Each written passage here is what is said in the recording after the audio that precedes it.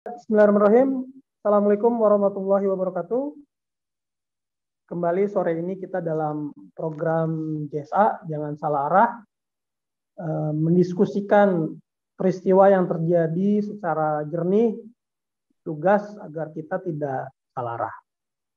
Baik, pada kesempatan sore ini kita akan bahas satu topik tentang yang masih terjadi ya di Provinsi Ibu Kota, DKI Jakarta.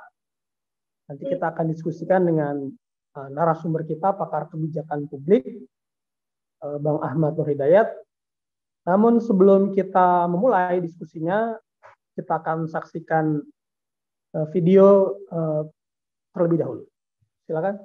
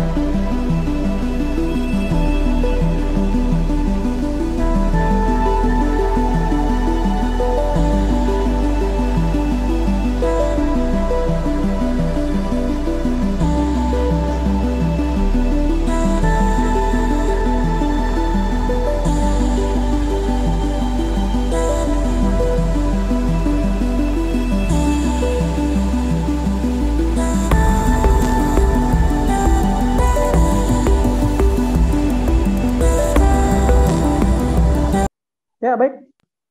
Tadi telah kita saksikan tayangan video singkat ya tentang penjabat sementara DKI Jakarta Heru Budi yang dikritik lah oleh banyak pihak terkait dengan langkah-langkah yang dia lakukan.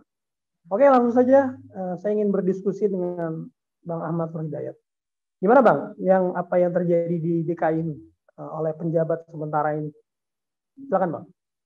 Kita membahas mengenai Heru Budi Hartono yang ada kaitannya dengan bagaimana kehidupan demokrasi di DKI Jakarta mengalami satu penurunan ya, satu bisa dikatakan demokrasi kita ini berada di ujung tanduk di tangan Heru Budi Hartono ini ya.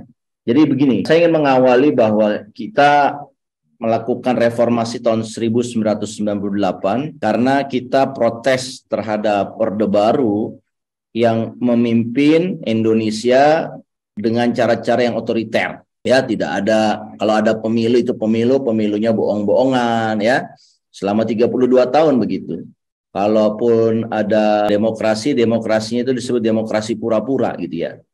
Nah, oleh karena itu mahasiswa tahun 98 ya, termasuk saya yang terlibat di dalamnya, kita bangkit, kita melawan Orde Baru. Karena kita percaya bahwa di iklim otoriter ya, Indonesia tidak akan bisa sejahtera. Hanya Indonesia bisa sejahtera itu di iklim demokratis ya, di mana masing-masing orang punya kesempatan untuk menyalurkan kreativitas ya, talent dia secara bebas tanpa dikungkung oleh satu alat kekuasaan begitu ya. Nah, ternyata ya, sejak adanya penjabat ya, saya ingin cerita umum dulu. Penjabat kepala daerah ini ya, sejak saat itulah demokrasi kita dirampas. Kenapa? Karena menjadi kepala daerah ya dalam bentuk demokratis adalah melalui pemilihan langsung. Tetapi ya, yang kita saksikan dengan adanya PLT penjabat ya kepala daerah ini ya, itu kebebasan masyarakat memilih secara langsung itu dirampas. Jadi pemimpin kepala daerah saat ini adalah bukan pilihan rakyat, tapi ini adalah pilihan dari penguasa. Dalam hal ini adalah pilihan dari pemerintah pusat, ya, meliputi presiden, menteri Dagri, ya, dan lain sebagainya. Nah, ini yang menunjukkan bahwa kehidupan saat ini di seluruh wilayah berarti ya, yang mengalami masa transisi dipimpin oleh penjabat pemilihan penjabat kepala daerah, itu secara substansi hakikatnya adalah merampas demokrasi, ya. Kita punya aturan pilkada serentak ya sejak pemilu 2000 kemarin ya, tapi kemudian pemilu serentak itu kemudian harus direvisi sampai nanti pemilu 2024 ya. Tentunya situasi ini ya sebetulnya bisa netral ya, artinya tidak ada yang dirugikan. Namun saat PLT DKI ya dipimpin oleh yang namanya Heru Budi Hartono, ya, dampak-dampak negatif dari sistem seperti ini terlihat sangat jelas ya. Di antaranya yang paling terakhir adalah digantinya sekretaris daerah, seorang birokrat tertinggi ya dalam pemerintahan di daerah gitu ya. Dia mencapai posisi sekda tentunya dengan berbagai penilaian, jam terbang yang tinggi, dan juga kompetensi yang luar biasa. Nah, tiba-tiba ya begitu Heru Budi menjadi PLT belum 2 bulan, dia langsung merusak aturan kebirokrasian gitu loh. Diganti langsung sekda ya. Saya kira kepala daerah, belum ada kepala daerah yang baru 2 bulan memimpin, dia langsung mengganti sekdanya, itu belum pernah ada ya. Saya kira mungkin ya nanti teman-teman bisa menunjukkan saya mana contohnya di mana kepala daerah yang baru ini hasil demokratis loh, itu mengganti langsung sekdanya, itu saya belum pernah lihat. Yang ada adalah dibiarkan dulu masa transisi at least 1 tahun sampai tahun anggaran berakhir, baru dia ganti sekdanya gitu. Karena kepala daerah yang baru ini ya, kalau dia pemilihan demokratis, dia butuh melakukan check and balances ya, menjaga keseimbangan politik, terutama keseimbangan birokrasi ya di daerah itu. Nah, yang dilakukan oleh Heru Budi Hartono ini parah ya. Dia penjabat sementara, bukan yang dipilih rakyat. Dia ditunjuk oleh pemerintah pusat sehingga dia pada hakikatnya tidak punya legitimasi ya yang cukup kuat untuk melakukan semaunya ataupun melakukan hal yang sama seperti kepala daerah yang definitif ya. Pejabat sementara, namanya sementara, itu diberikan kewenangan yang terbatas dan kewenangannya adalah bersifat administrasi. Nah, kalau ini kan dengan adanya penjabat ini ya, apalagi dilindungi oleh orang-orang pemerintah pusat, orang-orang istana ya, PLT ini menjadi PLT yang punya kewenangan yang begitu luas, begitu luar biasa ya. Dia bisa memutasi, mencopot ya, dia ombrak-abrik ya, apa istilahnya, common change di PNS kita, terutama PNS DKI Jakarta. Nah, saya kira ini adalah hal-hal yang ditunjukkan oleh seorang PLT yang terasa ya oleh masyarakat, bagaimana PLT ini bertindak tidak dengan cara-cara demokratis, tetapi bertindak dengan cara-cara otoriter. Nah, ini lesson learn ya. Jadi baru 2 bulan ya kita dipilih PLT. Saya kira ini juga terjadi di berbagai daerah yang ada PLT-nya, PLT kepala daerahnya. Di mana karena proses pemilihan PLT ini adalah tidak demokratis, dia dipilih oleh pemerintah pusat, maka cara-cara yang ditempuh pun terlihat tidak demokratis atau otoriter. Jadi bahaya kalau sistem seperti ini ya, sistem pemilihan daerah kepala daerah itu dipilih oleh satu sistem di mana sistem itu tidak melibatkan publik banyak, maksud saya, tetapi hanya melibatkan segelintir orang, entah itu oleh pemerintah pusat. Nah, baik itu pemerintah pusat seperti saat ini ya, memilihnya dengan cara fit and proper, dan kemudian pemerintah pusat memilih. Ini menunjukkan bahwa cara-cara seperti ini ya mungkin pemerintah tetap bisa berjalan, tetapi apakah ini berjalan dengan semangat reformasi, yaitu demokratisasi, kebebasan pendapat, dan menjunjung tinggi kreativitas? Saya kira tidak ya. Ini yang saya lakukan, apa yang saya nilai ya, yang dilakukan akhir-akhir ini oleh pejabat sementara Heru Budi ini merupakan tindakan yang mematikan demokrasi di Indonesia, khususnya di DKI, Dia notabene-nya hanya pejabat sementara yang mestinya hanya mengurus yang sifat-sifatnya administratif, tapi melakukan tindakan-tindakan otoriter yang amat vital, yaitu mencopot birokrasi dan menggantikan orang yang tidak jelas ya parameter kesuksesannya itu apa. Saya tidak mendengar itu yang PLT sekdanya ini punya satu prestasi yang patut dibanggakan ya, dibandingkan dengan yang digantikan ya, Pak Marullah Matali, mohon maaf. Jadi tindakan ini tidak sesuai dengan prinsip-prinsip demokrasi ya. Oleh karena itu kita harus lawan, bro. Ya, kita tidak mau PLT ini menjadi presiden buruk ya bagi kehidupan demokrasi di DKI dan di berbagai daerah lainnya, karena sistem yang seperti ini adalah sistem yang sebetulnya adalah anti demokrasi. Heru Budi ini kan juga masih menjabat sebagai kepala kesekretariatan ya, kalau saya sekretariatan presiden, dan saat ini masih menjabat. Artinya kan ini merangkap sebetulnya. Jadi udah banyak menabrak sebetulnya ya peraturan penjabat sementara ini, di mana sebetulnya kan pemilu itu masih 2 tahun lagi ya. Harusnya kan diadakanlah pilkada semestinya, karena mungkin kalau yang 3 bulan menjelang pemilu kita bisa memaklumilah, atau 4 bulan atau paling maksimal 6 bulan. Tapi ini kan masih 2 tahun lagi gitu loh.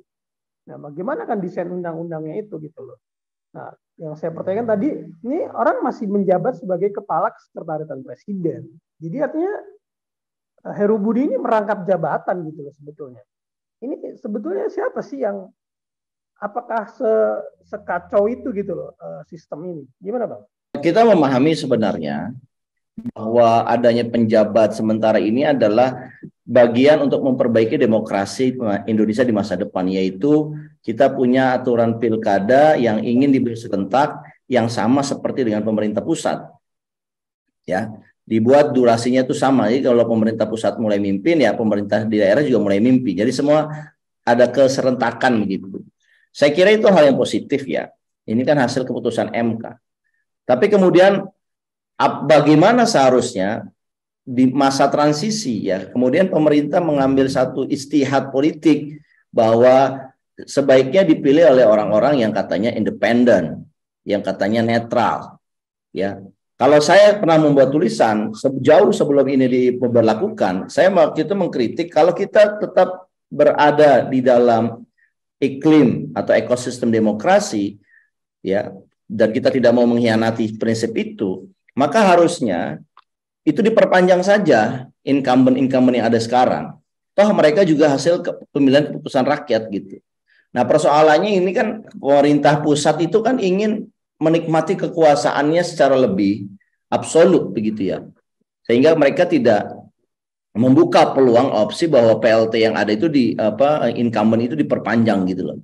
Nah, oke lah, ini sebagai satu istihad bisa jadi ya benar, bisa jadi salah gitu kan. Nah, waktulah yang akan menjawab. Nah, sekarang waktu ini sudah bisa menjawab nih. Waktu 2 bulan ini ternyata dalam konteks DKI ya, dan saya kira mungkin ada juga di berbagai daerah tapi tidak diekspos yang mirip dengan DKI, bahwa PLT ini jadi semaunya. Jadi dia mengikuti siapa yang memilih dia, yaitu dalam hal pemerintah pusat, apapun itu namanya, baik itu presiden atau kan Kementerian Dalam Negeri ataupun yang mengatasnamakan istana gitu kan. Dia mengikuti membabi buta meskipun itu melawan dengan logika publik. Itu yang saya bilang sebagai bahwa PLT ini tidak demokratis gitu loh. Dia tidak memahami bahwa dia adalah transisi demokrasi agar demokrasi kita itu semakin matang. Nah, Heru Budi ini jauh dari orang-orang yang memahami demokrasi itu ya, apalagi dia seorang yang bisa disebut negarawan. Menurut saya sangat jauh. Dia itu hanya seorang pesuruh, ya, disuruh menempatkan apa istilahnya posisi sementara mimpin DKI, tetapi dia tidak mengerti apa itu demokrasi gitu loh. Dia tidak mendapatkan pendidikan yang cukup. Dia ini bukan lahir dari rahim reformasi gitu loh. Dia ya dianggap capable karena dia mampu menurut ya kepada orang-orang yang memberikan dia jabatan. Jadi orang seperti ini orang yang entah berantah tidak memahami demokrasi, kemudian dipilih menjadi PLT yang kita kira dia adalah orang-orang yang akan menjunjung tinggi prinsip demokrasi, Tapi ternyata dia malah mengkhianati demokrasi, ya, bertindak ugal-ugalan seolah-olah dia adalah pemimpin demokratis. Padahal kalau kita bilang anak mudanya ya, lu tuh siapa gitu kan? Yang tidak dipilih oleh rakyat, ya, hanya menduduki hanya karena masa transisi. Begitu dia memanfaatkan transisi, dimanfaatkan betul ya untuk kepentingan orang-orang tertentu yang niatnya tidak lain adalah vested interest atau memperkaya diri sendiri dengan kepentingan negara, begitu, di atas kepentingan negara. Saya kira itu, Bro Mustafa. Jadi ada yang mengistilahkan ini namanya ini Bang, gubernur giveaway. Tapi harusnya kan giveaway-nya kan untuk rakyat. Tapi kok sekali untuk rakyat gitu loh. Tidak ada alasan, contoh yang terbaru ya, mengganti Sekda Marullah Matali itu, ya, dia berprestasi, ya, dia bahkan dicalonkan sebagai PLT juga. Selain ya ada yang memerintahkan dia gitu loh. Mungkin dianggap Marullahnya tidak bisa bekerja sama ya dengan kepentingan para pencari rente di DKI, makanya dia diganti. Itulah saya kira alasan yang masuk akal ya, yang kita bisa jelaskan ke publik. Kenapa kok dia begitu ngotot untuk mengganti Sekda ya, padahal dia itu baru 2 bulan. Demikian. Keprihatinan ini sebenarnya ada Bang ya. Ini kemarin kan sempat beredar juga cucu dari proklamator Hatta, saya lupa namanya, itu bersama beberapa yang lainnya ini menggugat masalah ini, masalah penjabat-penjabat ini. Nah, yang menariknya itu menggugatnya ke PT UN, tidak ke MK gitu. Karena mungkin ya itulah wibawa MK juga selama ini kan dengan berbagai hal yang dilakukan itu sudah banyaklah gugatan masyarakat yang kandas gitu loh. Nah, kemarin ini masalah penjabat ini yang kemudian yang digugat adalah Presiden dan Mendagri ya. Karena ternyata memang prakteknya ini luar biasa gitu loh. Melenceng dari semangat demokrasi dan reformasi sebetulnya. Gimana Bang Matur melihatnya dengan gerakan civil society ini? Cucunya proklamator ya Bung Hatta yang membawa masalah penjabat sementara ini digugat ke PT UN. Yang digugat adalah Presiden dan Mendagri sebetulnya. Karena ya tadi terlihat pas terjadi termasuk di Jakarta ini sangat melenceng gitu kan dari esensi reformasi dan demokrasi ya. Abang gimana melihatnya? Apa yang mulai dilakukan civil society ini? Ya, saya kira ini satu langkah bagus ya, bahwa bukan harusnya ya, yang dirugikan itu adalah rakyat. Oleh karena itu rakyat atau civil society lah yang memprotes, menggugat ini gitu. Kan dalam kebijakan publik ketika pemerintah mengambil satu pilihan A, maka di dalam kehidupan demokratis publik itu bisa men-challenge. Ini tidak benar nih gitu. Kebijakan tidak bisa dikriminalisasi ya. Itu dalam konteks bahwa istihadnya tidak bisa dikriminalisasi. Tapi kalau istihadnya dinilai salah kan boleh. Nah, ketika ini dikriminalisasi, harus dilihat ada turunan, ada vested interest nggak, korupsi dan sebagainya. Tapi kalau misalkan civil society ya sebagian masyarakat menggugat aturan PLT ini, ya saya kira adalah fine-fine saja. Dan alangkah indahnya kalau seandainya ternyata gugatan ini dikabulkan oleh hakim PT UN gitu ya. Ini berarti seluruh kebijakan para PLT ini tidak sah begitu ya. Dan ini perlu ada kepastian hukum menurut saya. Nah, inilah yang perlu kita diskusikan. Menurut saya perlu dibuat diskursus. Ini kan saat ini kan PLT ini kan seolah-olah smooth begitu saja karena ada kesan di berbagai daerah yaitu berbagi PLT gitu, bagi-bagi jabatan. Ada yang kepolisian, ada yang Kapoldanya atau Kapolresnya, megang wali kota atau megang satu gubernur. Yang notabene-nya itu mereka adalah orang-orang yang sebetulnya itu dikategorikan punya interest. Cuman karena mereka berada di organisasi atau institusi yang kelihatannya tidak ada vested interest, yang netral ya, seperti para PNS ya, kemudian aparat keamanan ya, seolah-olah tidak ada vested interest. Padahal kita tahu aparat keamanan pun ketika dalam kasus ya yang mencuat Sambo dengan Satgasusnya itu kan juga dikabarkan ikut juga bermain kepentingan politik. Ya, misalkan ketika ulama-ulama dianggap mengganggu pemerintah kan kemudian ulama-ulama itu dikriminalisasi. Itu kan informasi yang kita dengar itu yang melakukan itu adalah Satgasus gitu lah. Artinya Satgasus sebagai bagian dari aparat keamanan juga kan bermain politik. Nah, itu yang saya kira wajar kalau ini mendapatkan satu perlawanan dari civil society. Ya semoga saja apa istilahnya pilar ketiga kekuasaan kita yaitu yudikatif itu bisa berpikir jernih ya, terlepas dari nilai-nilai vested interest-nya, ya dia memutuskan mana yang benar mana yang salah sesuai dengan pertimbangan hukum semata. Nah, itu yang diharapkan. Kalau seandainya dinyatakan ini tidak konstitusional, tidak legal, ya maka PLT-PLT ini harus diperbaiki. Dan saya kira mekanisme yang paling ideal itu adalah sebetulnya memperpanjang incumbent daripada memilih satu orang yang kemudian orang itu tidak mengerti demokratisasi walaupun katanya sudah eselon 1 seperti Heru Budi ini, tapi dia tidak mengerti spiritnya demokratis itu apa. Sehingga yang dilakukan adalah pecat sana pecat sini, seperti seolah-olah dia tidak sadar bahwa dia cuma mengantarkan transisi ini untuk demokrasi Indonesia yang lebih baik, bukan malah kita setback belakang ke zaman otoriter. Demikian, Bro Mustafa. Oke, baik Bang. Mungkin terakhir ya, apa nih pesan Bang Matnur buat publik Jakarta terhadap kebijakan-kebijakan yang sejauh ini ya agak kontroversial lah yang dilakukan Heru Budi ini. Gimana Bang? Yang harus dilakukan oleh warga Jakarta adalah warga Jakarta terus-menerus menyampaikan protesnya kepada Heru Budi, terutama atas tindakan-tindakan dia yang antidemokratis ya, ataupun kebijakan-kebijakan yang tidak melayani kebijakan publik. Contoh seperti dia akan menghapus anggaran untuk memperluas jalur sepeda misalkan.